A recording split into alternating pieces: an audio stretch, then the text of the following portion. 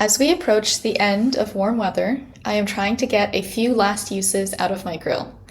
Carne Asada tacos are a perfect recipe for early fall, hearty and fresh at the same time with seasonal salsas.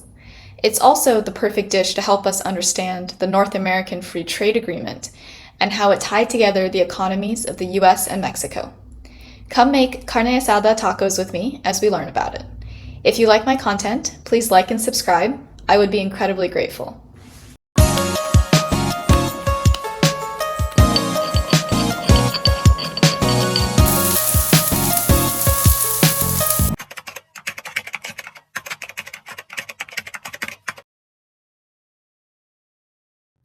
Carne asada itself is quite a catch-all term, meaning grilled meat in Spanish, but it usually refers to marinated beef that is cooked quickly over high heat, sliced, and enjoyed with some sort of sauce.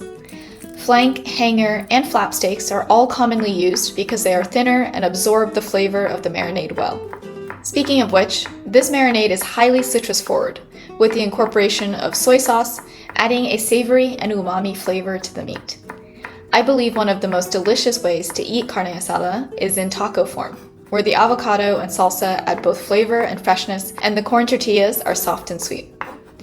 The components of carne asada tacos, including beef, corn, avocados, and tomatoes, were all types of produce radically impacted by the North American Free Trade Agreement. The FTA between three large economies provided greater access to regional markets, benefiting large-scale farming for export that could produce goods at low costs. While this benefited consumers, it had large impacts on smaller-scale farmers and the North American food supply chain as we know it. We will focus on the US and Mexico today, but it is important to acknowledge that the US first signed a bilateral free trade agreement with Canada in 1988. This set the model for North American integration by lowering tariffs and encouraging cross-border trade, especially in services like banking and insurance. While the two countries were already each other's largest trading partners before the agreement, trade still rose rapidly by 40%, from $166 billion in 1988 to $235 billion in 1933. Another component of the deal was greater freedom for investment to flow across the two countries. Prior to the FTA, Canada had rules limiting US ownership in certain industries. The agreement removed these barriers and guaranteed national treatment, where foreign investors were viewed equally to domestic ones in nearly all industries, except for sensitive areas like defense. Within 5 years after the FTA, investment flows from one side to another had nearly doubled for both the US and Canada. In the late 1980s, Mexico was undergoing its own economic transformation, shifting from a policy of import substitution to openness towards free trade. These changes stemmed from the Latin American debt crisis, which began in 1982, and was a pivotal shock for not just Mexico, but for the region as a whole. The Latin American debt crisis is a complex and fascinating event that deserves its own video, so please let me know in the comments if you would like to learn more about it. For now, all we need to understand is that it was an economic crisis that resulted in a significant amount of pain for the countries involved. The result, however, was a rethinking of economic policy across much of Latin America, including in Mexico. Mexico's reorientation towards liberal economic policy was a driving force of NAFTA. By 1986, Mexico had joined the General Agreement on Tariffs and Trade, the precursor to the World Trade Organization. This signaled its commitment to abandoning protectionist policies and integrating into the global economy. Mexico's president at the time, Carlos Salinas de Gortari, wanted closer ties with the US. He saw economic opportunity in becoming part of the US's supply chain, along with accessing the world's largest consumer market. In the 1980s, 2/3 of Mexico's exports were already headed for the US, but there were still tariffs, quotas, and other barriers in place that restricted business. At the same time, there was also hope that a long-term policy anchor would incentivize American investments across the border, bringing capital and technological know-how to Mexico. By integrating with the world, Mexican industries would be forced to become competitive while simultaneously gaining access to a large export market. Discussions between the US and Mexico began in 1990, with Canada joining in soon after. NAFTA was signed in December of 1992 by US President George H.W. Bush, Canadian Prime Minister Brian Mulroney, and Mexican President Salinas. The key provisions included gradual elimination of tariffs on most goods, the opening of agricultural markets, rules for intellectual property and foreign investment, along with mechanisms to resolve disputes. While NAFTA went into effect on January 1, 1994, it was not without controversy or challenges. The deal was widely opposed by labor unions in all three countries on the basis that it would threaten jobs. In the US, mass rallies took place in industrial cities like Detroit, Chicago, and Cleveland. In Chiapas, Mexico, the Zapatista rebellion began on the same day as NAFTA, claiming the agreement would threaten indigenous populations. Mexico also experienced a currency crisis in 1994 to 1995, which, while not caused by NAFTA, led some to conflate the two events. NAFTA laid the groundwork for anti-trade movements, including the 1999 Seattle WTO protests, which attracted over 50,000 protesters, and featured heavily in Donald Trump's 2016 presidential run.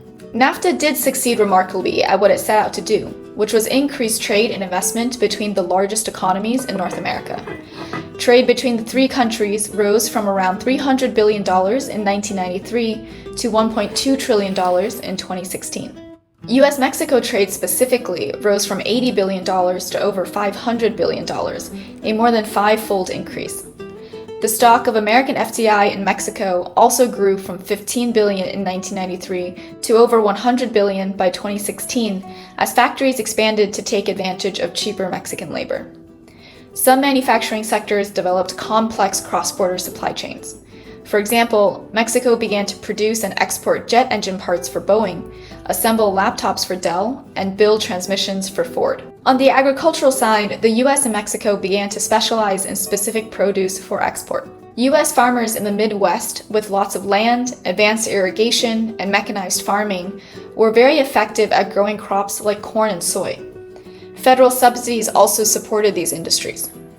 Cheap corn and soy for feed, along with abundant rangeland, allowed the US to raise a lot of cattle, which combined with advanced cold transport gave the US an advantage in producing beef. The result was high volume for lower costs than small-scale Mexican farmers could deliver. Corn exports from the US to Mexico rose from 2 million metric tons per year in 1993 to over 10 million in 2016, crowding out local Mexican producers. On the other hand, Mexico's warmer climate allowed for year-round production of certain fruits and vegetables that were difficult to grow in the US during the winter. Many of these foods, such as tomatoes, berries, and peppers, are also labor-intensive, requiring hand-picking or careful handling in transit. Lower labor costs in Mexico made it more competitive in these types of produce.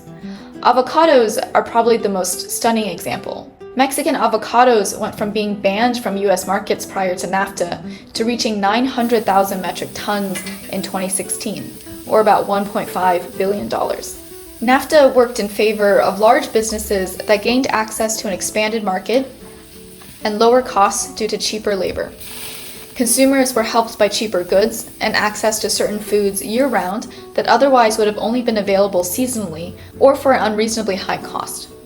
The trade-off, however, was that hundreds of thousands of manufacturing jobs were outsourced from the US to Mexico.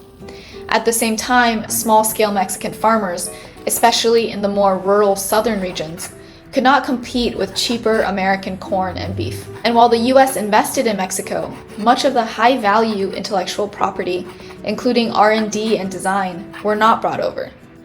This limited Mexico's ability to extend those investments into greater economic gains. Extensive research shows that while NAFTA did generate positive economic dividends, they were relatively modest because of these offsetting effects. While NAFTA did not deliver the broad-based economic lift many had hoped for, it did create increasingly interdependent economies, with production of critical goods now spread across multiple borders. Our food systems, too, have become deeply intertwined, as each country specializes in crops and products where it holds a competitive advantage, relying on one another to meet consumer demand. Although NAFTA has faced sharp criticism, including from the sitting US president, it produced economic systems so tightly woven they became extraordinarily difficult to undo. This is why, despite the political drama surrounding the negotiation of USMCA in 2018, the core principles of NAFTA ultimately remained intact in the updated version. In some cases, systems endure not because they are flawless, but because unwinding them would be far more disruptive than letting them remain in place. As usual, my recipe for carne asada is in the description if you would like to make it at home. If you like your economics with a side of chipotle peppers, please hit like and subscribe. Thanks for nomming with me. I'll see you next time.